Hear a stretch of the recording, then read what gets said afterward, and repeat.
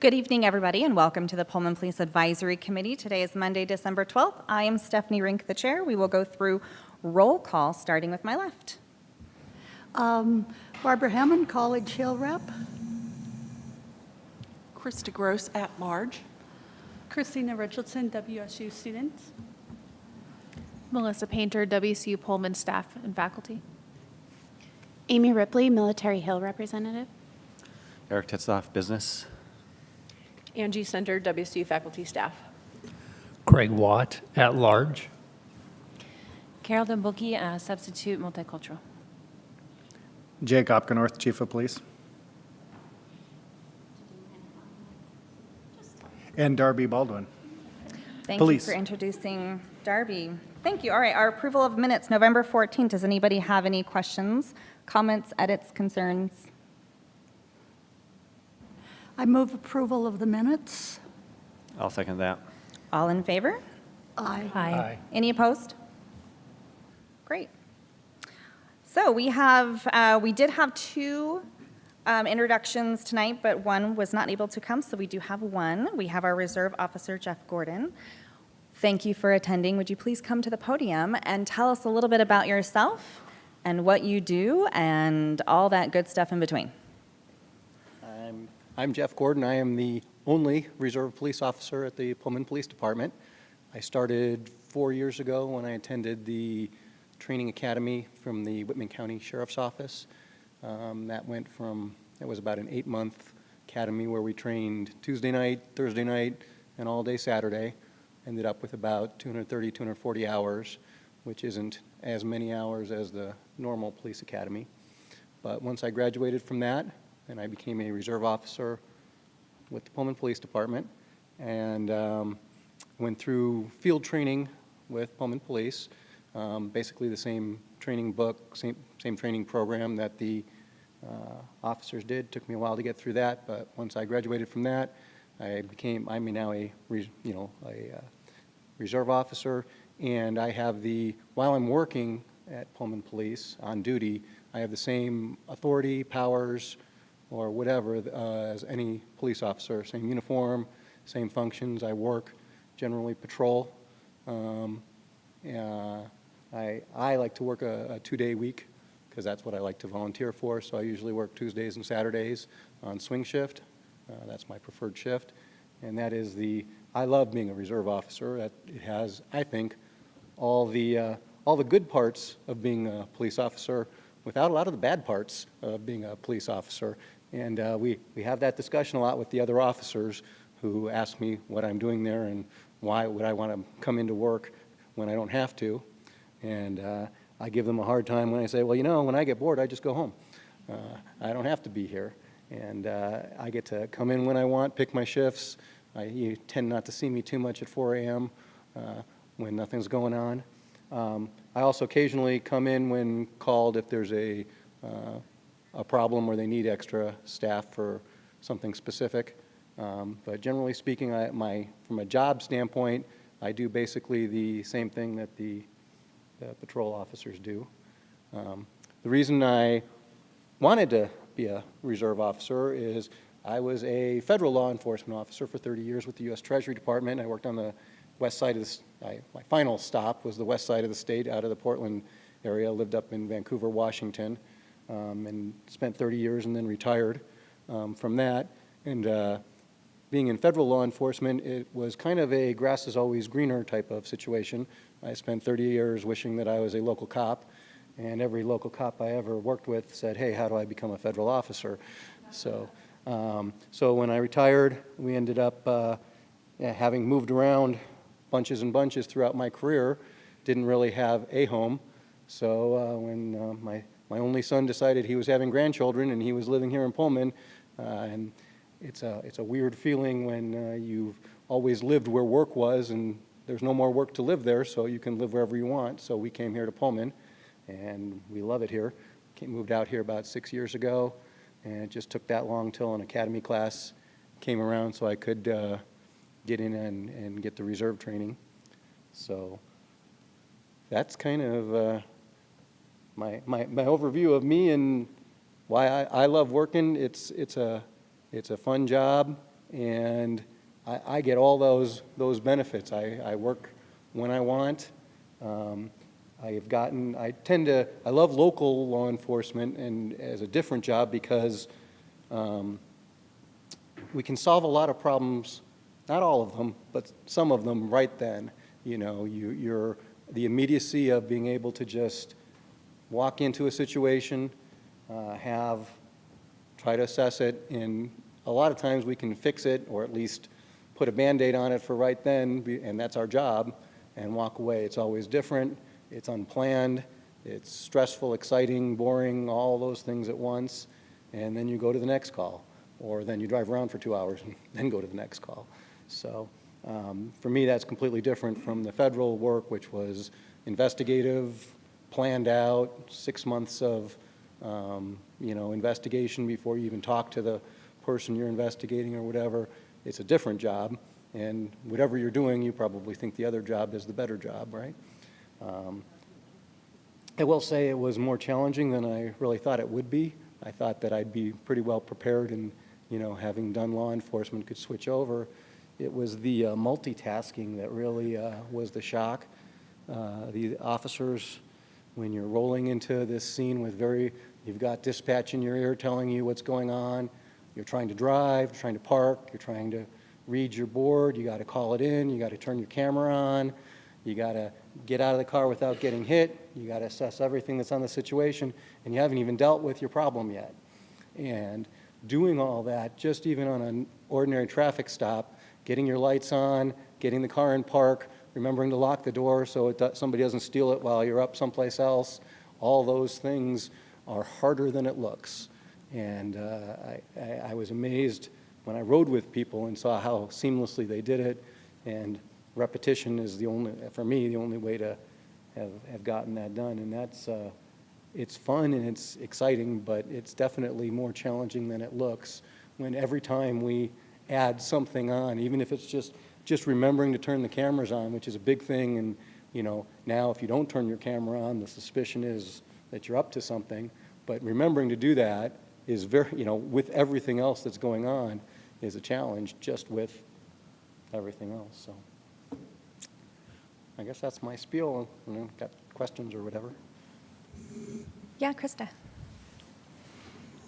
It's very fortuitous that Greg Umbright is also here because Greg and Jeff worked at the Lentil Festival with me, and they were so good and helpful. Some of the WSU women's basketball team went by. They're from Estonia, Rwanda, and Australia. And they said, I get scared of the police. I don't want to go over next to them. Well, so the first thing we did is we threw one in the back of the police car. And then the next thing is just kind of talk to them. And Greg said, when you're driving down the road and a police car's behind you, do you get afraid? And they're like, heck yeah. And he's like, so do I. And it was a really good, it's exactly why we have this group and why we have wonderful volunteers that were there to help and bring everybody together and say, you're not scary. Greg's a little scary, but the police aren't scary. So thank you so much for volunteering and, doing what some of the rest of us won't do. And I agree. I think that multitasking would be the hardest. I think that's the hardest part of your job. You all have to do everything from social work to traffic control. I mean, so And you have to and the whole time you have to decide, do I have authority to enforce this? If the person I have to know as I'm walking up with everything else going on, okay, if he walks away, can I grab him? Or am I letting him walk away? And that's a big one because if I grab him and I'm not supposed to, I get sued. Right. But if I let him walk away and I should have grabbed him, we're going to be feeling bad about whatever happened next that I could have stopped. So yeah, that was the biggest shock to me, was I was not at all prepared for all of those things that you have to do at once. I totally believe it, but thank you.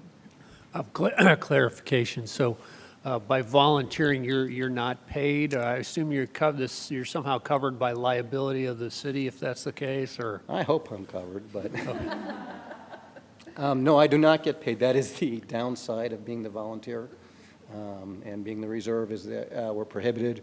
Washington State will not they don't want departments trying to sneak people in through the reserve program, and using them and then paying them so that they can do it. So I'm prohibited from being paid. So it's, yeah, that's the downside of it, and that's why people look at me and say, why are you coming in? We're not paying you. So Are there any benefits, health insurance, retirement? there's the option in Washington state law of a retirement system. The city would have had to pay in for it, and you'd have to be in there for 10 years. As I understand it, the city of Pullman does not do that, so there's no benefit there. The police guild did vote me in to the guild so that I'm covered by their lawyer if something really bad happens. And I know they'd have some sort of, they track my hours so they can pay in for liability or something. Yeah, we have to cover you with L&I. Thank you. Any other questions or comments? Well, thank you so much for introducing yourself to all of us. Thank you. All right, next up, we have a new committee application. Ali Welch. Ali, could you please come to the podium? And Ali, if you can please introduce yourself and talk about why you're interested in PAC and what you can contribute. Yes, thank you all for having me here this evening. My name is Ali Welch. I'm 26 years old. I have lived in Pullman since 2020. The summer of 2020, we moved here for WSU, as many of us do. And I have had one of the best experiences I've ever had living in Pullman for so many reasons. And one of those is the community. I have never been so involved in the community in my entire life. I currently volunteer with the League of Women Voters. I'm part of their subcommittee for an upcoming visual arts competition for kids in Whitman County. Let's see, what else? I volunteer with the Promote Pullman LLC, Downtown Pullman Association, the Chamber of Commerce. Whenever I can, wherever I can in the Palouse, I'm volunteering and offering my time and services. So when I saw that the city of Pullman needed some applicants for various committees, I looked through the committees and saw the Police Advisory Committee.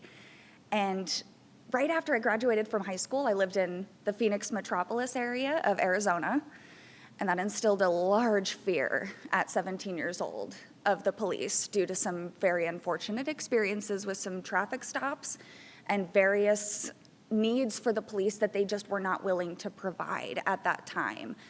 Once I relocated out of Phoenix, I came to actually Vancouver, Washington, and I was right outside of Portland, Oregon during some of the most difficult rallies and public civil arguments that I've ever experienced. So just propelling that fear that I had. The first time and only time I've gotten pulled over in Pullman was 2 months after I moved here. I was so afraid, didn't know why I was being pulled over. I didn't think I was speeding. I didn't have any headlights out. The officer came to my window and just wanted to let me know that he clocked me going 2 miles an hour over the speed limit, and they were gonna start doing speed drills because WSU students were moving in. And he just wanted to let me know. He just wanted me to be safe and know that, hey, there's a lot of new people, not from this area, coming here. And it was perfect timing. It was right when I moved here too, so I was not prepared for the influx of students in September. But that's a huge reason why I've been so inspired by the city of Pullman, especially the Pullman Police Department, being at the Lentil Festival. Every single community event I go to, there's a presence, and it's a positive presence. It's not, oh my gosh, they're here because something's gonna go wrong. They're here because they want to talk about it. They want to talk about what they're here to do. So I think my experience in Pullman over the last 2 years has been such a positive experience that I would love to learn from all of, oh my goodness, I'm so sorry, from all of you, how you have improved this police department and created such an amazing community here, so that if I ever leave this area, I'll be able to take whatever skills you have and improve whatever other departments need it. And if you all have any questions for me, I'll try not to hit the microphone again, keep my hands down, but. So before we go with questions, can you talk about what type of contributions that you can provide for PAC and for the police department? Yes, I think being in mid-20s, being in that college age, there is such a huge population here of people that aren't from Pullman. and having that experience of coming from an area where I was very afraid, and almost immediately after my first interaction here, realizing that, oh, this is not something that I need to be afraid of. I think that is something that my generation especially needs to understand and needs to get themselves involved in as well. So if I can inspire other people my age and younger than me in the high school level as well to educate themselves on what police actually do and the difficulties of their job and how we can improve as well. Great, thank you. Are there any questions for Allie? What are you studying, Ellie? Oh, I actually got my degree from Arizona State. I have my degree in English. My partner back here is studying physics. He graduates in the spring, so we'll see what happens after that.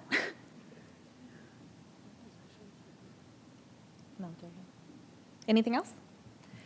Would you like me to So leave what the I'm room? going to ask you to do is just step out in the hallway. We are going to discuss your application, and then when we are ready, we will ask you to come back in. So just don't go anywhere. Okay, thanks. Rob, can we stop the recording, please?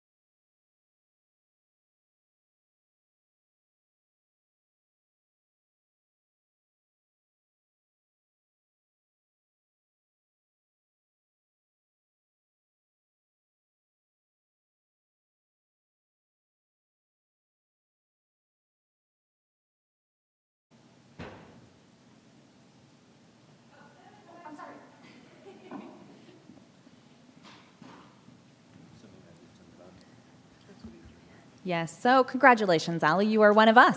Thank you, yay. I'm honored, very excited. So we would like for you to, if you're able to stay for the rest of the meeting, join us. We would just need another chair up here.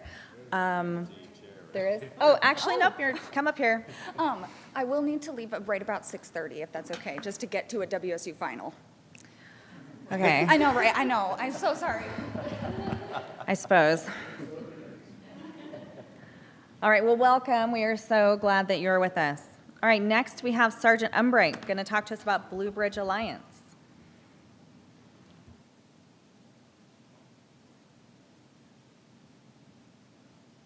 Hi, guys.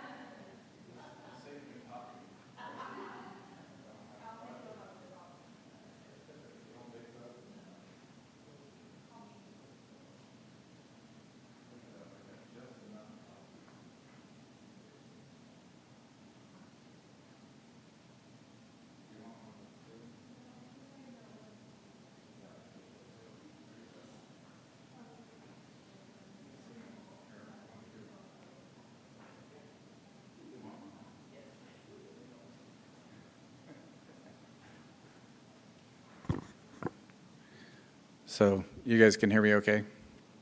All right. Let's see how we get this going. So I'm going to talk about Blue Bridge Alliance, as you see there. And Blue Bridge Alliance is something new to Pullman PD. It was started out by Brian Spracklin. He's the one that came up with the idea. He talked to Kennewick Chief, and they got this going in Kennewick a couple years ago. 2015, I think, is when it started. And it was started after Brian saw a news article, news about an officer had just helped a kid in a restaurant, paid for his meal, went outside, and then got shot and killed. The officer did, right after that. And I'm thinking about officers helping people and how that happens. And in the past and in most places, it comes right out of the officer's pocket. They help people and fund whatever they're doing out of their pocket. And he thought, what would happen if we made it so that officers could do that, but it wouldn't necessarily come right out of their own pocket? Hence, and I'm not going to read these slides to you. You can read it later, and I'm just going to summarize it. But it's a connection between the officers and the public, and the officers often come into places where they see a need, and it's like, gosh, wish we could help them somehow with this specific need that they have right away, and then they can do that. Pullman PD is one of, this is Brian, and you can read some more a little bit about it. He's kind of a techie guy, and so he kind of set this up, and it works with PEX debit cards is how this works. And he set it up so that there's training, and the officers have to pledge to say, I'm going to use this appropriately, and I understand the training type stuff, and then they get a debit card. And we'll get more into that a little bit. This is off their webpage. If you pulled up their webpage, and you'll see in the last page, it's got the site there, but this is the different buttons that you can hit on it. So it helps with resources. It started with a grant, and it got started with that to kind of get a seed fund going. Pullman, I mentioned a second ago, Pullman PD is one of the first ones. There's 9 different, I can only find 5 of them on their website, but there's 9 agencies that Blue Bridge is working with as a pilot program, and we got to be part of that pilot program. Even though it's been going on a couple of years, it hasn't really expanded out. But anyway, it allows us to help out when we see a need there. You can see that there. So one of the things that it does, and we'll get into this in another slide, but it helps connect officers and the community together. Like you were talking a minute ago about, we have different programs, we show up the programs, we want to be there and stuff. This is kind of on a non-program where we individually help people and help them out. So you can see here, I talked a little bit about this, about policies and guidelines. There was quite a bit that he put together as far as do's and don'ts, things that would be appropriate, things that would not be appropriate on the way to help people. And then there's accountability on it. So when an officer uses a card, he does 2 things with it. One is the PEX, which is the debit card banking system, and he has to, of course, keep the receipts or file the receipts with it and that sort of thing. And then the other part of it, too, is the Blue Bridge reporting. And he has to write a little synopsis about that. There's some, Washington State University is doing some, I don't know what you call it, but what would you call it? They're doing some, they're watching what goes on, and they're going to do a whole bunch of figuring out how the dynamics are working. So part of that is officer writes a report. So a little bit of demographics information goes into the report, date, time, and then, but also the big one is the story. What's the story behind it, right? And we're going to get into a couple of those stories here. So here's the things where the departments can benefit. Short-term assistance to those in critical need, improve public opinion of law enforcement officers and agencies, and then a positive impact on the police themselves. You help people, you get to help them in a fun way that you haven't got to before, and it makes the officers feel good, improves overall morale. So here's a couple stories, and there's, I think I included 4 of them. I'm going to tell you about another one that's not in here. You guys can read these later. But another one is somebody who's they have a business and they work out of their van, and their van got stolen, and then all his tools got stolen. And the officers saw this, that, hey, he's providing for his family, all this got going, and they got together. So we're funded like $100, right, for this stuff. But that doesn't mean that we have to stop at $100. And then we have another example of that. But they gathered together and put their money together and ended up buying him a replacement van, the basic tools to get back up on his feet, right, and get that going again. So they helped him. Well, what's happened out of that, and he was so on police, right? And now he's pro-police. He goes and he helps and does a lot of pro bono work on people in need. So it's a benefit. That's a larger example than some of these.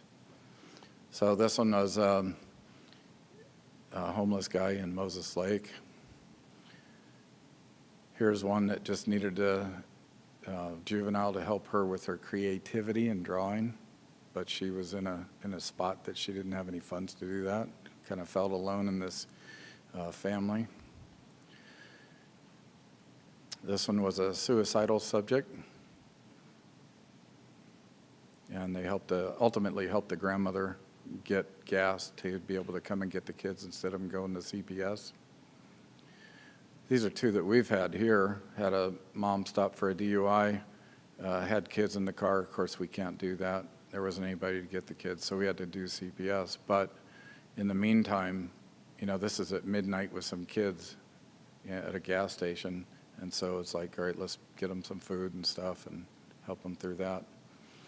Had another one where somebody didn't want to be in a house, and okay, good for you. You don't want to be a part of that and involved in that, but you don't have any funds. It's kind of cold to stay in your car for the night, so we helped them out, right? And some of that, like that last one, it cost more than $100, so we had to combine officer stuff. They worked together, and some got them food, some got them the hotel and stuff like that.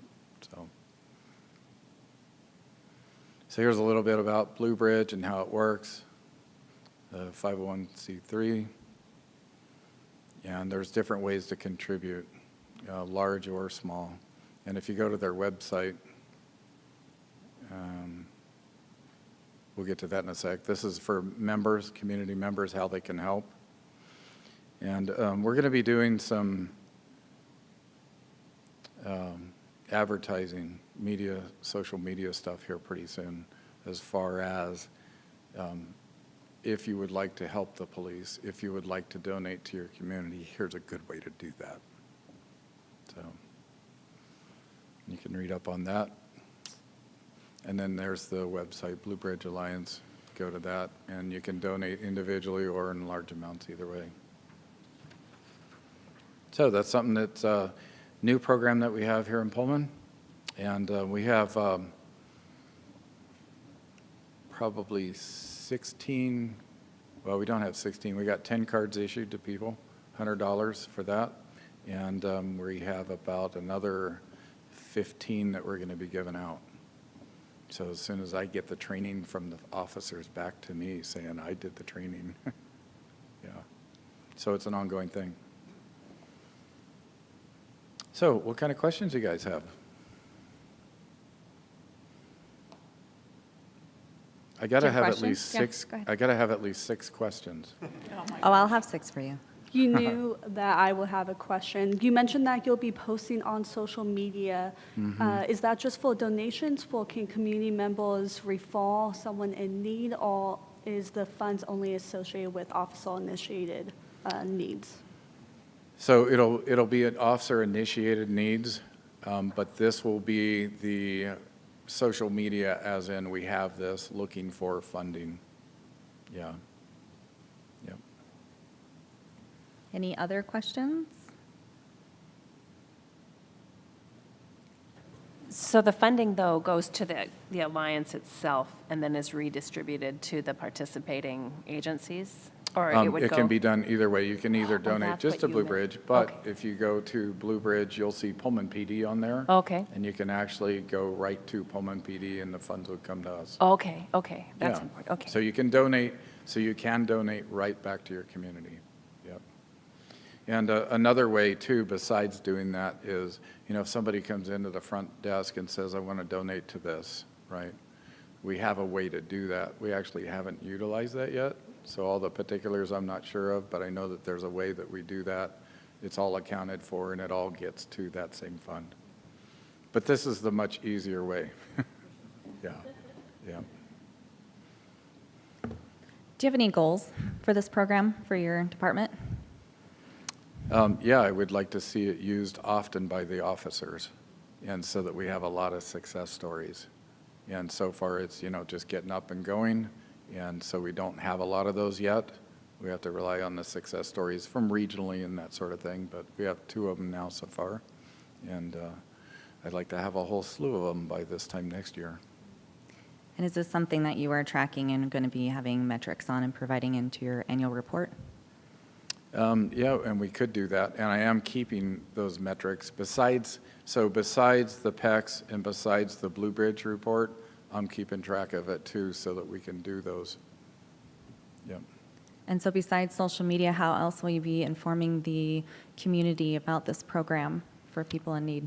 Well, and opportunities like this, and for instance, that's why I handed you guys all that and my cards, if you want to talk about it more, and going to different avenues and letting them know about it.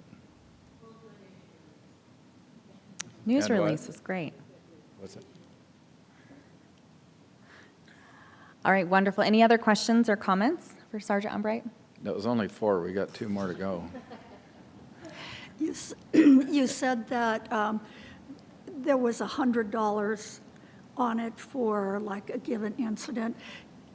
How frequently could an officer use that $100? Yeah, and it's not it's $100, and it's not necessarily a given incident, because like the one incident, it was more than $100, so officers pooled them together. And then it's $100 a month. A month. Is what okay. the seed money is. Great. Yep. Thank Right. you. And so far, we haven't done that much, obviously. Yeah, but I have added funds back to the officers that used it already, so they can go again next month. Oh, good. So they can already get going again. Yep. I don't want any of them to say, gosh, I wish I could have, but I didn't have. So we get them funded and they're ready to go again. Are all of your officers on board with this program? Yes and no. All of them know about it. Not all of them wanted to participate. Why? Why didn't all of them? Yeah, why is the reason that some of them did not want to participate? I think just time and the fact that they saw other people that would be more eager to do it were already doing it. Yep. So do you think that this is something, if it goes well, that you're going to mandate for everybody? No. We wouldn't make it mandatory, because you got to have the right heart to do it. Well, we hope all of our Pullman officers have the right heart. Yes, we do. All right, any final questions? Thank you, Sergeant Umbright. Now, do you want to see the cat picture? Sure, yes. Too bad. Thank you, guys. Thank you. All right, so we have some presentation feedback from Carol. Would you like to go to the podium and speak, or stay in your seat? No, I'd rather just stay seated here because the suggestion was that I just use the comment period before we approve the minutes from that meeting. So, but when I asked for Darby's help, she put it in the actual, which is fine because it's longer than just a little bit. So thank you, Darby, for sending that out to everybody. And I came away from the presentations last month just with my stomach in my throat and really just upset, hurting. And I spent the last month really thinking a lot about why. And so I put these comments together, and I'm just going to read them. And before I came, my husband said, "Don't cry." And I said, "Okay, that's okay. I'm going to do my best." So I'm just going to read them, and forgive me if you've already read them, but I think it's important for it to be part of the record. Just as Commander Brashears said in his presentation last month, quote, "And so Pullman Police Department, we changed, we adapted, and we moved forward to do things better." So in the vein of moving forward to do things better, I wanted to take a moment to comment on the two presentations made at our last meeting. The juxtaposition of those two presentations hit me emotionally like a ton of bricks. I suspect that I was somewhat alone in that response, as I am very sensitive to how the police use language in public. And just to give you some background about why language matters to me personally so much, that's my profession. I have 25 years' experience as a language specialist, specifically as a professional bilingual educator. And my specialization is in linguistics, pragmatics, and bilingual literacy. And so it's the pragmatics piece that is super important in using language in public, and that is the study of language as used in context and the context within which it's used. So your word choice and what's the order of your words and how you say them and how they sort of unfold as a domino. That's kind of what pragmatics is. Former Police Chief Jenkins said it in February 2021, well, on the topic of police reform, I'm actually on the board of the State Sheriffs and Chiefs Association, and we've proposed a number of different police reform measures. Our policy director works regularly with the state legislature, so we're working on some of the reform members that are pending right now. Our organization worked with various social justice groups together to really come to an agreement on what reforms would happen. And so just from that police reform measure, there is additional state-mandated training for law enforcement, anti-bias training and de-escalation training, and setting up an independent investigations for officer-involved shootings, end quote. The reform of developing independent investigations for officer-involved shootings was discussed in depth last month. Through a presentation given by Sergeant Engel, who is, my understanding, is leading up the department's interface with the regional task force, which has a really long name, and I'll just skip that. Sergeant Engel used language in his presentation such as disparate outcomes and a contentious and difficult issue and a lack of trust. He used these terms in relation to the interaction between policing and the community. We see here two instances where representatives of the Pullman Police Department have been involved in ongoing dialogue with affected community members in a respectful manner that acknowledges the work of social justice groups. These contentious and difficult issues, to use Sergeant Engel's language, surrounding officer-involved shootings and the civil unrest that sometimes follows, raises questions of how best to respond on the part of the police department. And that's where I felt the impact of the two presentations, because one was about officer-involved shootings and the other was about social unrest, or the police department's response to that. So Commander Brashears' presentation on the chemical agent response team delved into the tools that the team has, which was really interesting, but also touched upon the circumstances under which those tools might be used. Again, focusing just on the language of his presentation, he said, quote, "I use that military term, force multiplier.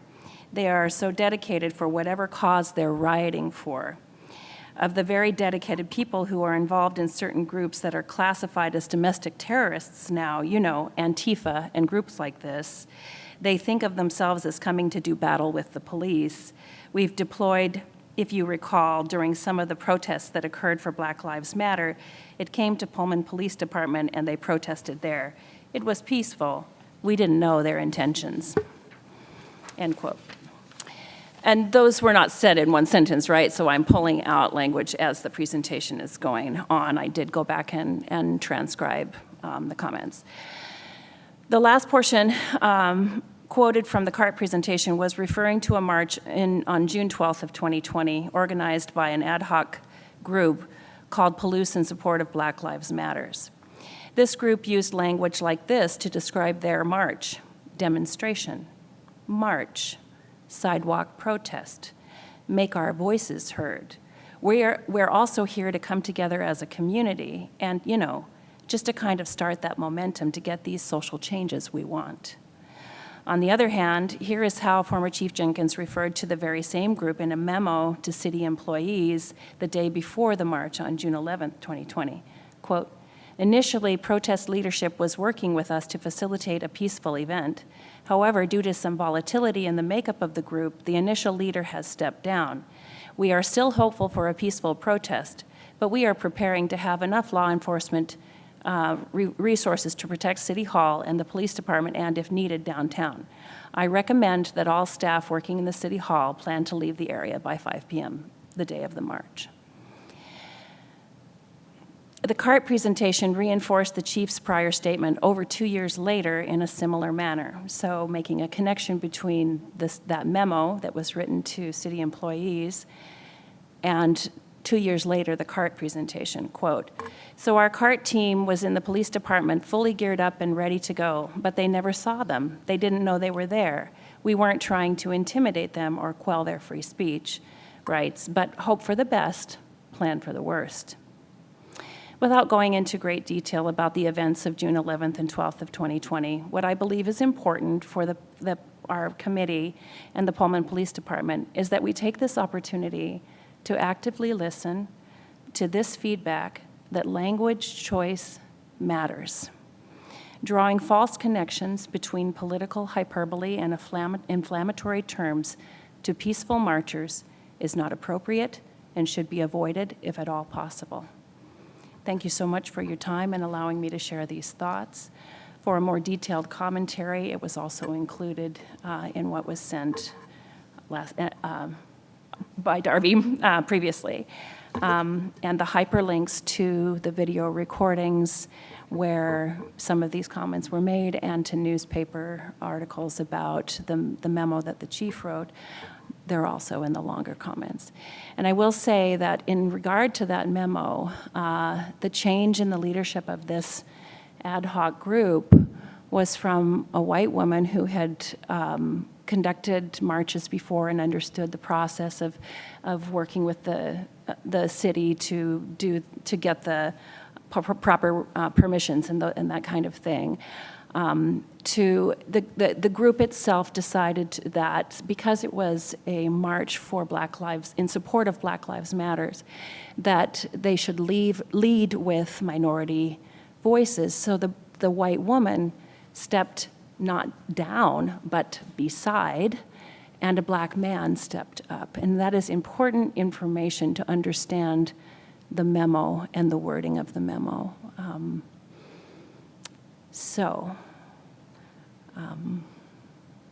I don't know. I hope that we have some comments. I would like to make a request from the chief that maybe we ask presenters to turn in written plans of the presentations to you before they present, and that, like the school district does, those things go up on with our agenda so it can be seen by the public ahead of time, and so that the committee has a chance to see the wonderful work that they do for their presentations beforehand, so that we can actually be smart and ask relevant questions when they're presenting, because my heart was racing so much and I was so upset and I couldn't formulate a decent question for the life of me. And I think if I had known beforehand about the nature of the presentation, I might have been able to ask some intelligent questions at the time. So that's just a request that I have that maybe you could consider. Well, thank you for your input, and I will take that into consideration. One of the things that I do want is some more engagement from the committee. I'm bringing topics to you because I'm trying to educate the committee so you can then go out and educate our community. And I also want feedback to be brought back to me. And I don't want just positive feedback. I want all feedback. If we need to change the way we're doing something, I want to hear about it. That's kind of what I'm looking for in this committee. That being said, when I assign topics and I have an officer do it, like Sergeant Umbright, like Sergeant Brashears, like Sergeant Engel. I trust what they're doing, and that's why I ask them to do these presentations. Otherwise, I would just do it myself. But I want the committee to meet our staff, and I want to take advantage of their expertise and bring that to you. So, Well, absolutely. I believe in distributed leadership, and I think that that is a perfect way to do things. I was just suggesting it from the side point of view of looking at the language choices, because it looked like Commander Bashir's had just handwritten notes. And so in that ad lib moment, going from handwritten notes to speaking, that's when unplanned language kind of comes in. And for him to say that certain groups are classified as domestic terrorist groups is simply not true. And as an officer, he should know that, because the government, the federal government, does not classify groups as domestic terrorist groups. They can't. They have a different procedure, and I know you probably know because you've been trained at the FBI, you know, just this past summer. So maybe you could clarify that point for people too. Chief, would you like to make any comments?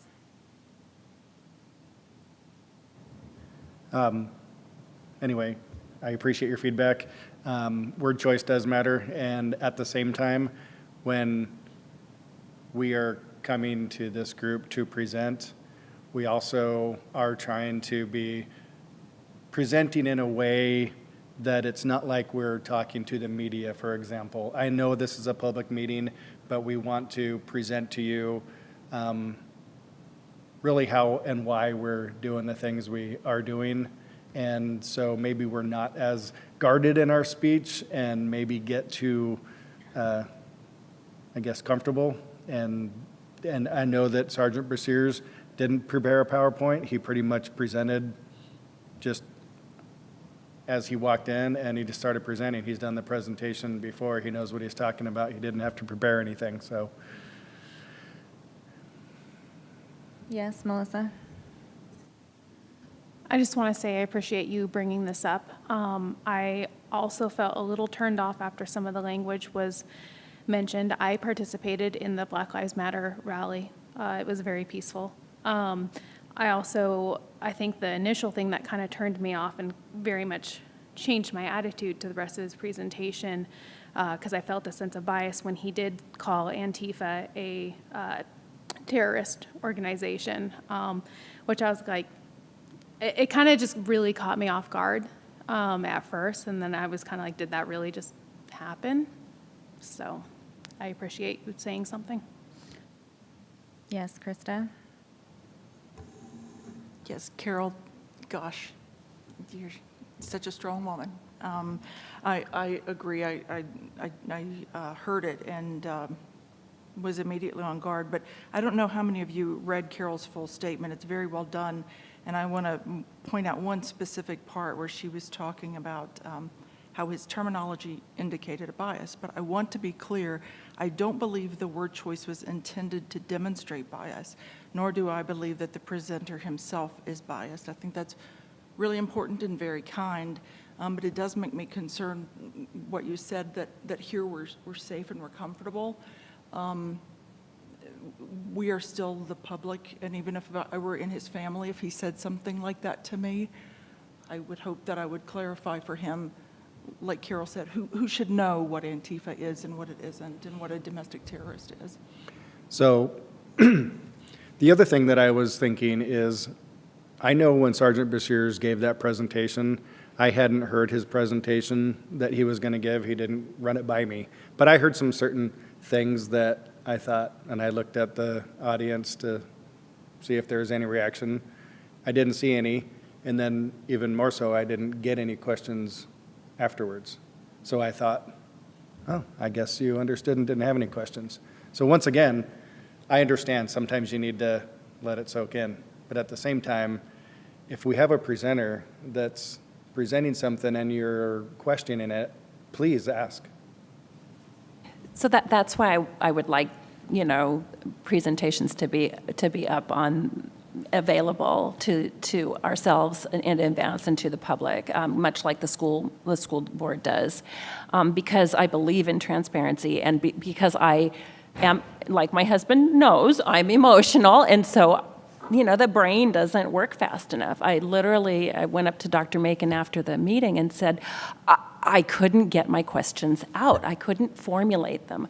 My heart was beating too fast. So silence isn't always agreement, and communities that are scared of the police may take some time to breathe and calm down and formulate their questions. And I think that's really important to remember. Sergeant Umbright, would you like to come up and ask your question?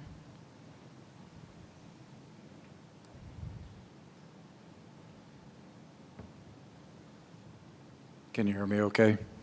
So I'm not going to comment on Sergeant Brashear's presentation. I wasn't here to hear it. I heard your comments. Reference as a presenter, when I present to you guys, I understand you're the public, but also this is a small forum, and I expect us to, have question and answers, since I pressed you guys for questions and stuff. But when I make a presentation, I had the PowerPoint, I give you the PowerPoint, but I'm not going to stand here and read the PowerPoint. That's a boring presentation. I'm going to summarize it. I'm going to talk about other things that aren't in there. So for us to say, here's my presentation in full, and I'm not going to say anything other than that, we can't do that. But that's my thought on that. Anyway, that's all. Thank you. Krista? Yeah, I'm not sure what the answer is, because when it happened, here's an officer of the law telling me information that I don't believe is correct. So then I immediately start thinking, gosh, do I not know what's going on? So I don't want to raise my voice, and especially at that moment when I'm upset, and potentially be wrong, especially to someone that I respect. So I think that's where I was, that I would think that he would know the right language to use, not us. And so I'm not sure what the right answer is. I agree, there was a little bit of intimidation to even say anything, but then again, also being like, maybe I'm wrong. And so I did go home that night and I looked up the definition, because I'm like, maybe my understanding of a group is totally different. But If you are interested, the link in the longer comments is to the FBI and the Homeland Security report to Congress from October of 2022. So you can see exactly how events are classified, not groups, and individuals are classified through events, through action, not groups. Any other final comments?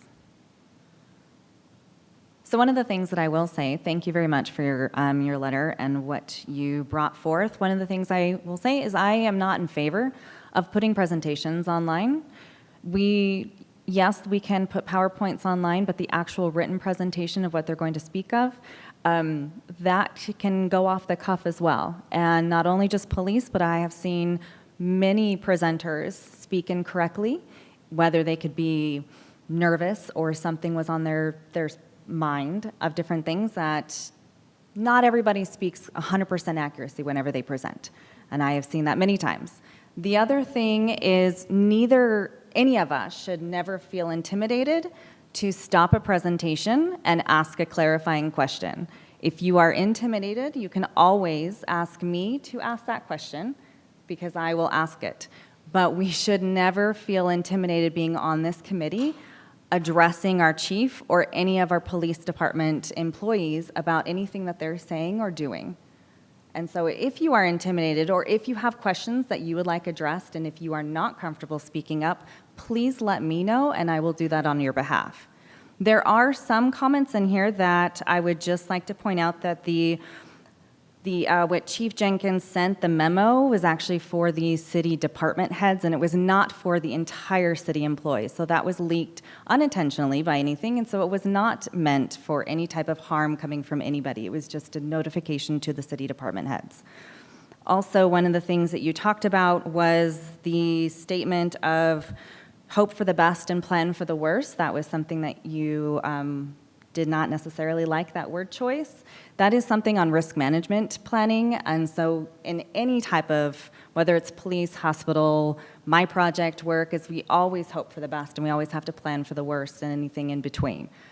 So I do believe word choice matters very much, but we also need to give grace for the people who are presenting and understand that they might be inaccurate, and so it is our job also to give them the grace, but also ask clarifying questions while they're presenting. Any other comments? So how do you suggest that if we have those feelings, how do we compose ourselves, give them grace, but don't give us grace? We're supposed to go up to you and ask. Do you see how, I get what you're saying. I get what you're saying, and you're 100% right. We shouldn't feel intimidated, but the fact is, it is hard to speak up to someone who is an officer of the law telling us something that I think we're all like, gosh, is that true? It's a fear of being stupid. It's a fear of whatever. I don't know how you want us to come up to you. It's not the saying it. It's the, I need time to know if I'm right. And once I can kind of dive into that, I don't need you to speak for me. I just need kind of I need my own time, or I need something, and I don't need you to do it for me, but I don't know what I need. I just So know that is that's not a good something, solution. right. So, I mean, whether you want me to speak on your behalf or not, but if you need time to take and think about your comments and what you want to say, you're more than welcome to schedule a meeting with the chief and talk to him directly about those comments, or bring it back to the next meeting, or talk to both chief and I about that, and we can address it. If you need time after, we can look at having the presenters stay longer if that is needed, so long as they are not needed for duty or anything, to formulate thoughts, because it is true, some people need to gather a few moments to formulate well thought out comments. No matter who the presenter is, whether it is somebody of authority as like an officer or our dean, for example, I really do not wish that anybody feels intimidated or feels that if you're asking a clarifying question that you're going to feel stupid in any way, because it's not. That is not how they are going to look at you, or that is how not we are going to look at you, and I would very much want that feedback from everybody. So if there is something that you have a clarifying that you need to know, please stop the presentation and ask those questions, because we need that. Our committee needs it, but also our chief and their department needs it as well. So is the way Carol did it not a good way, or what? I mean, was that okay that she wrote that down and wanted to talk about it and then gave it to us beforehand? Well, I think it was an okay way to do it. I would have liked to have a meeting with Carol first to kind of get a little bit more information from Carol, from the presenters, from Chief Jenkins, and discuss, and then bring it to the meeting. That way we're all on the same page of an understanding of what occurred and what are the issues that are occurring, so that we can all formulate the best responses and communication when we come forth. And so, and I'm sorry to keep going with this, I just want to know, so if Carol had those concerns and went to you and you all kind of worked out a great solution, what about those of us, do you think you'd come back? I would still bring it to the Okay. committee, absolutely. Okay. And I kind of like your plan of having speakers kind of hang around, because it might percolate and kind of come out in some sort of something by the end of the meeting. But, Yeah, but I also understand they're very busy. Right, that is not something that I can control. That would be up to our chief, but that would be something that we could possibly do. Hi, Sergeant Umbright.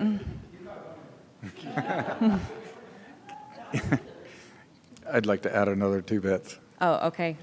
As somebody that you said a while ago was very scary, right? Yeah, right. Anyway, I would say this. If I said something in a presentation and you guys had a question about it, and you talk about it, and it's like, hey, we want to have them back and talk about that, I would be glad to come in and talk with you guys about what because I might have some knowledge that you don't have. Yeah, we knew that you were presenting last month, so, Yeah. we had time to go to the website and look at that and all kinds of things and be Right. prepared. Right. So, you're right. But let's say it's one of those things, I say something and it's like, oh my gosh, I can't believe what he said, right? I wouldn't have a problem, and I don't think anybody in our department would, as far as coming back and say, hey, you said this. Tell me about that. Where's that coming from? And it might be that I can't tell you why I said that, right? Because this is what I thought at the time, or I'm not sure what I was thinking at the time when I spoke that, right? Because sometimes we say things presenting that's like it's not clicking well. Or it might be, I can't tell you why I know that, right? So sometimes police have that. But scary or not, I wouldn't have a problem coming and talking to you. And I know you were teasing me. I was teasing you, and I think the other thing that that touches on what you're saying, and how Carol wrapped it up, is that everybody kind of has some emotions or some thoughts about this, but I like how she wrapped it up, that this is precisely the messy work of what being a community is all about. So we can all kind of disagree about how best to handle things. I just appreciate that you're here and you listen to us, just like Chief Jenkins did. Means the world. So whether we're agreeing or not, thank you, seriously. And thank you for bringing it up. Any final comments before I turn it over to Chief to talk about our police department update? Chief? Thank you.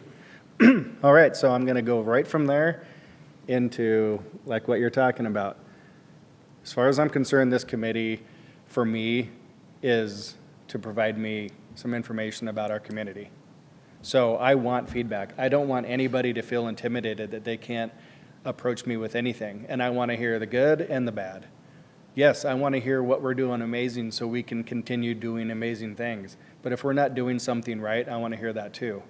And that's part of what I expect out of this committee is that you leave here and you're going to have conversations with other groups, with families, with neighbors. And I know what it's like when I go to dinner. I hear people talking about police all the time. Oh, I got stopped for this the other day. And you know what happened? Well, you're in a perfect position to talk about that. I want to educate this group, almost like what we do with our Citizen Academy, and give you the information about why we do our job and how we do it and the things. So when you hear these things, you can say, oh, well, I know an answer to that because the police department presented on that topic. And so you can share with your constituents about what we're doing. Also, if you're hearing complaints about us, bring them to me. So no, I don't want you just to come here every month and just give me all the positive things. I want to hear it all. So that being said, that's kind of what I'm looking for out of this committee is I want feedback. I want to provide you all of the answers that I can. I scheduled some presentations for you. This month I had Blue Bridge. Let me have Greg talk to you about all the great things that we can do to help people. Last month was the icky topic, but I think it's important to understand a CART team and what those, why we have them and what our capabilities are. I mean, the city spends a lot of money on our police department to have this, and I think that my community should know why and what our capabilities are. And yeah, I think we've probably had to use CART on somebody once, but it's a reality. And so I wanted to bring those kind of topics to you.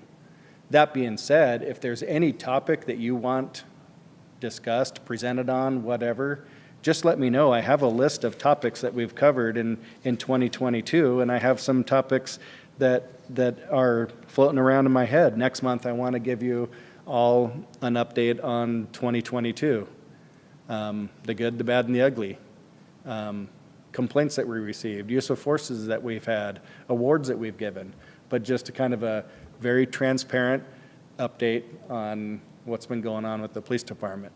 So, but I also want to hear what kind of presentations are you looking for? What questions do you have? We had our reserve officer come in today and give a presentation. I thought that'd be great to introduce himself and to explain a little bit about what it means to be a reserve police officer. So, and then other than that, engagement with our community is really important. And Sergeant Umbright is in charge of that, and he's doing a really, really good job with National Night Out, with Lentil Fest. We have a Citizen Academy coming up in the spring that we'll be holding. And so I will turn to you and ask for some volunteer hours to help us out in those functions and help engage with the community. We have oral boards coming up. I always ask Stephanie, hey, can you find somebody that's willing to sit on an oral board? And we're doing that on Friday. But more than that, now I've talked about what I kind of want and see for this committee, but I would love it if you can go around the room and tell me what you want and why you are here. So, who wants to start? See, you're not intimidated at all. First of all, I've never seen you so animated, and I can tell, I can tell the passion of what you're saying, and I believe you, and I appreciate that, and I respect you so much for saying that. Give me the ugly stuff, and that's why I'm like, gosh, Carol is she's soft-spoken, and you wouldn't expect her to have this stern heart, and I appreciate her for coming and bringing that up. What do I want from this group? I want this. I want these ugly conversations so that we all kind of feel sick for a while, and then we come over on the other side of it better people, and we know kind of how to talk to each other, and that there is trust here. Because I don't think I would ever hear Stephanie say, don't be intimidated, unless I said I was kind of intimidated. So I like this. I don't like that we have icky feelings, but I like that we're going to get on the other side of it, and hopefully better. Next. Yeah, everyone's, we're all going to go around to every single person. So we did miss you. So let's just start again and address. We're going to go around the room. Everyone will talk. Okay, I joined this committee many years ago, and the primary reason for joining it was because I was the director of the counseling center at WSU, and I was very concerned about, and not in a negative way particularly, but generally concerned about how people with mental health issues were treated, what the training was for police officers. At that time, there was, I would say, more than now interaction between our agency and police officers, and I appreciated that. And so I would be interested in a presentation on what kind of training and what kind of liaisoning is done for dealing with people in mental health situations. Okay, thanks. I made notes of that. And just so you know, I just finished some training this week on PTSD. Great. I'd love to hear about that. I joined this meeting, as you know, I'm the WSU student representative. For those who don't know, I'm a PhD in the criminal justice program. Before graduate school, I was in the field as a practitioner, working as a case manager with individuals on parole and probation. So I know there's a gap between academia and what is actually going on. And so I joined this committee to bridge that gap and to learn more about specifically what's happening in Pullman. How can I get engaged? I've been working with Sergeant Umbright on a variety of different projects with the Community Contact Survey, which is now live on our website, by the way. We're on the website, and finding that community within Pullman, as well as bridging that gap. So that's why I joined this committee. And I did very much appreciate the research you did for me on the appearance policy that I asked for feedback on. So stemming from Black Lives Matter and some of that stuff and my participation with that, and knowing Stephanie through work, I participated in the police advisory committee, the Citizen Police Academy. And that was kind of a stepping stone of a lot of interest for me. Really, really interested in procedures, protocols, the why behind everything. And then I just felt really passionate about wanting more of the community to know more about this, more about that why, more understanding. How can I help the police with community outreach? How can I help the police with any sort of policy revisions, things like that? So that's why I was really excited to join. All right. So I moved here in 2016, and my very first involvement with a police officer was our school resource officer. There was an incident with my own child, and Scott Patrick took care of that incident very thoroughly. He made sure that he made all the contacts, and my own child felt safer being in the community because of him. Since then, being in the school district, I've always admired his work. I really enjoy watching him work with kids. And so I'm very interested in just the interaction with law enforcement in our schools. And then I saw the Citizen Police Academy last year, got involved, learned a lot more besides just the school aspect of law enforcement. And in the last 6 months have learned a lot about just community outreach and am interested in just the breadth of what our law enforcement officers do and Pullman PD for our community. I would say so. As a long-term Pullman resident, I've seen, I guess, number of decades of police operation in just, from the outside in Pullman. And for me, I wanted to, find a place to volunteer, and I wanted to see learn more about how the police department operated, and see, any way I could assist in influencing, I guess, policy and stuff like that, in a way that would benefit the community as well as be someone who, when I see things, hear from people in the community, I could have a more direct route to bring it to the leadership at the police department. So I will have my turn as well. So I grew up with law enforcement in my family, so I have several family members who are current law enforcement officers and also retired. So I have been involved with the police for ages, since I was born, basically. But ever since I started working, I have always been with the police in some capacity of where I've worked. I've always been on some type of committee, safety committee, police committee, and the dreaded parking that everybody loves. So I have been involved quite heavily with this forever. When I came to Pullman, I wanted to do the same here, and so I was in WSU, and at the time didn't have one. So I joined Pullman PD, and I'm a huge proponent for the why. Everybody knows what police, they don't always know what police do, but they see it on, social media and if they've, had troubles, but they don't understand the why of why police do certain things, and I'm a big proponent, and that is why one of the biggest goals for our Citizens Academy is understanding the why behind what the law enforcement officers do. And so that is why I am here, is I want our community to be better informed of why, and I also want to bring all of that feedback back to our department to see what we are doing good and what we are doing bad at and what we can improve. Great.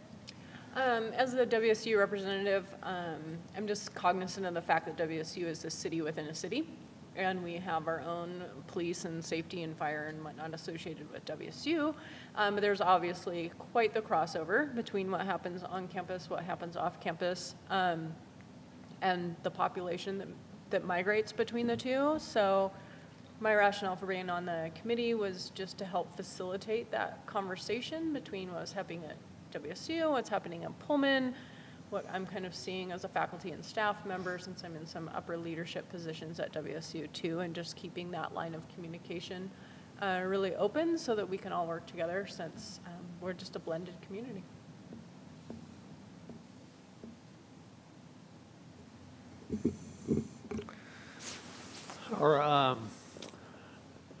Hi, Craig Watt here. I'm an attorney. I do criminal defense, a former Soton County felony prosecutor. I've seen some crappy police reports. No offense to any officers, but generally they're high school graduates and they've gone to one semester of college. Okay, they're asked to do a lot of stuff, and there are some major implications that can occur from them doing their jobs. You know, most folks tend to think of speeding tickets. I've got a trial this week. Got a guy who's on assault second degree, domestic violence, and some other felony charges. If he's convicted by the jury, you know, he's potentially looking at 5 years. My client will tell you he didn't do any of the things that he's accused of doing. But, you know, he's got a risk of a jury not believing him and believing the other witnesses or witness. And so he has to decide whether to roll the die and hope he gets off on all the charges, or will he be convicted, you know, and go to prison for much longer than he wants to go. So from my perspective, I guess I should also clarify, I have a master's of science, and being a scientist involves skepticism, and I didn't grow up with any police officers in my family or any lawyers. You know, I'm a first-generation attorney.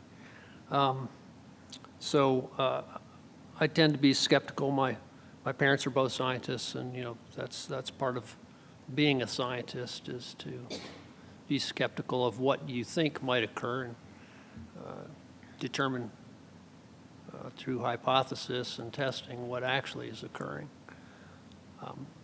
So I guess what my request would be, the closest we've come to dealing with probably why I'm here was a couple of months ago when we were talking about dress, where Chief was asking for our advice. We're the Police Advisory Committee. And so I guess my question for Chief would be, you know, give us stuff you need help with, and we'll be happy to, or I'll be happy to let you know my thoughts on it. But if we're not asked, then I guess I don't always know how to answer, so.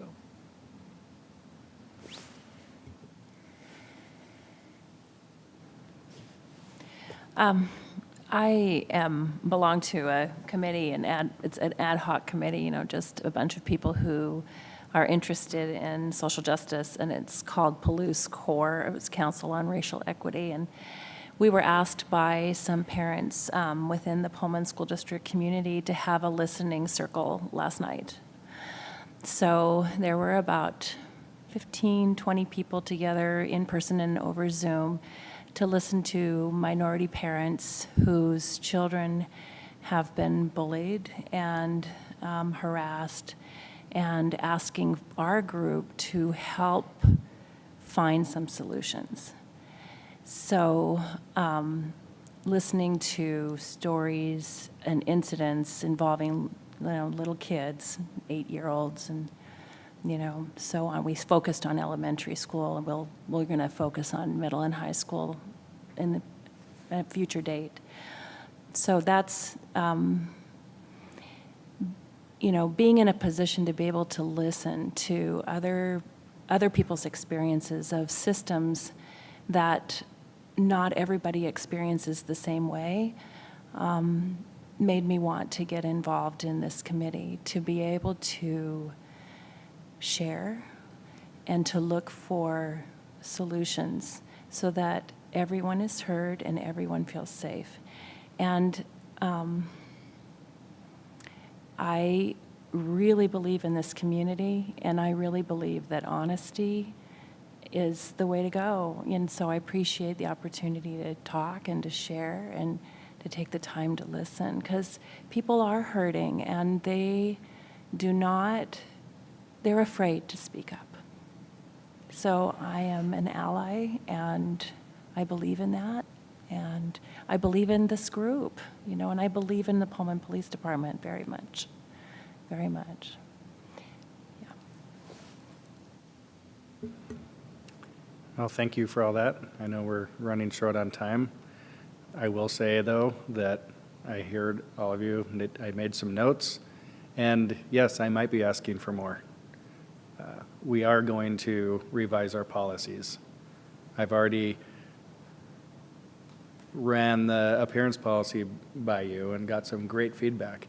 I value all the diversity that this group brings me. Every one of you has a background that I'm not familiar with, so I can't just make all these decisions all the time based on my background and my training, because then I'm not taking in that community feedback who I need to hear and I need to listen to. So yes, we'll be developing new policies. I'm sure there's going to be plenty of those that I'll want to get some feedback on. So stand by. And the rest of my update, sorry.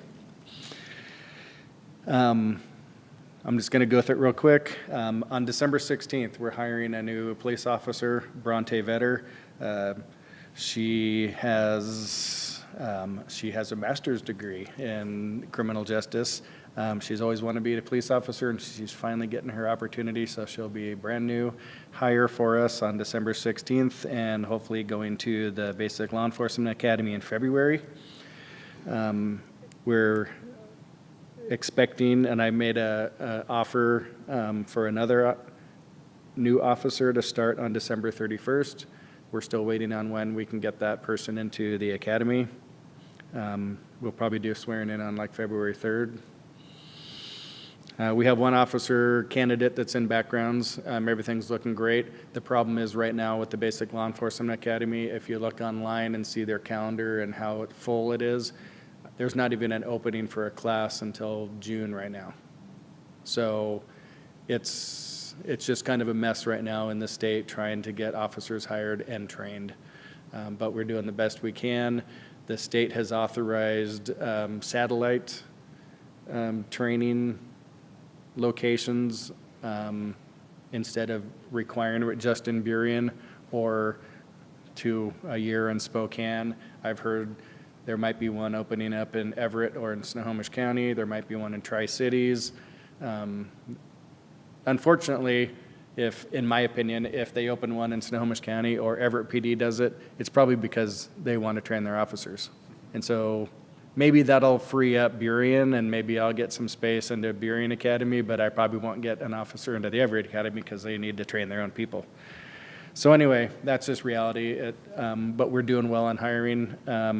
That would put us to 33 officers. We've never had that before. So we're getting better. Records, we're doing records interviews on Friday. We have 2 openings. That's a lot of people to be missing when you only have 6 records people. So they're going to be working a lot of overtime until we get some people hired. So it's just unfortunate that we've gotten down that low. Wasn't what we planned for. We're still looking for an IT person, a police technology specialist. It seems like it's really hard to find police technology specialists or IT people. So if you know of anybody looking for a job that wants to help us with all of our special technology needs within the police department, whether that's body cams or all of the networking, the cameras around the city, I don't know. It seems like it might be a difficult job. A lot of IT people look at that and say, wow, you do a lot of interesting IT work. I don't even know how to do that. And so anyway, if anybody's interested, we're looking for somebody still. I think that I've mentioned probably multiple times, probably because I'm kind of proud of it, about our grants that we've received. They've been signed by everybody, so we can start spending money on these grants. We're looking for cardiac screening for all of our commissioned officers, and we're going to start selecting what 3 staff or officers, I guess, within our department we'll send to ABLE training, and so they can become trainers in that and train our whole department. We're wrapping up some of our CIT projects for the year.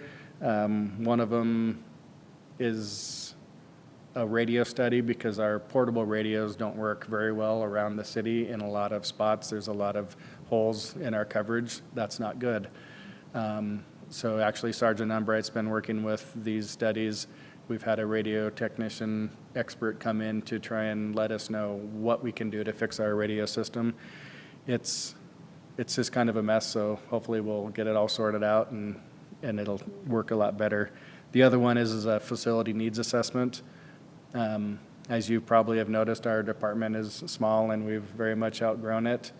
For example, when we've been having this needs assessment looked at, I didn't realize this, and probably because I've pretty much, well, I have, my whole career's been at that police department.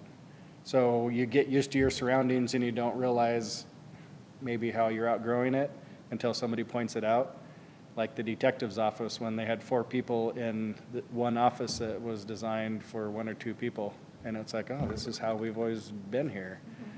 So the architect looking at it basically said, he's amazed that we haven't just hated each other and having fights all the time because we're so packed in that we need space twice as big as what we currently have, just for what we have right now. And we're trying to project what we would need in 20 years from now. So that's another project we're wrapping up. In 23, we're going to have another project where the city is going to allow us to buy some new training and exercise equipment, like the wrestling mats. So when we do defensive tactics, we'll have decent mats and some exercise equipment. So that's good. As far as I talked about the PALE search, that's how I call it, Police Area Law Enforcement Critical Incident Response Team. I'm still waiting to have a meeting with the other local sheriffs and police chiefs on moving forward, but I have the names of people that were interested in being part of that. And as soon as I know more, I will get back to those people.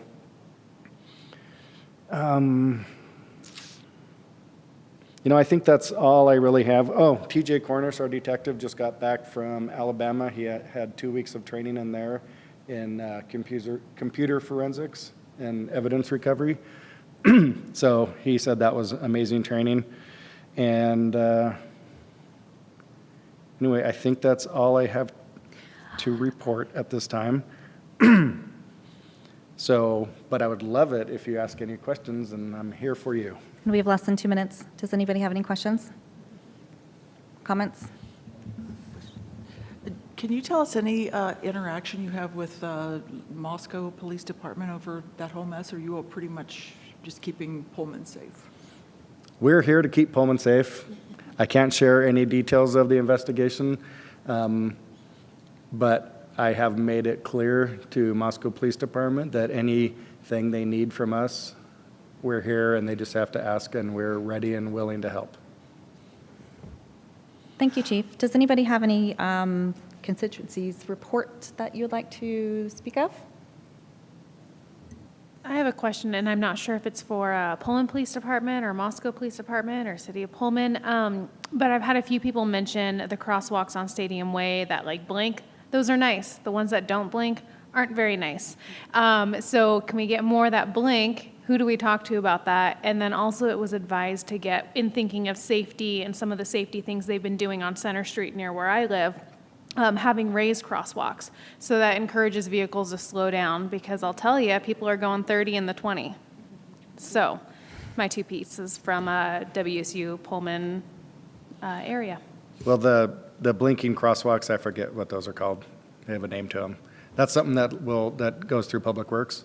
Apparently, we're going to be putting one up in the Greek Row area, I think at B Street and Colorado. So there'll be a new one going in. Actually, it's going to be by Adams Mall.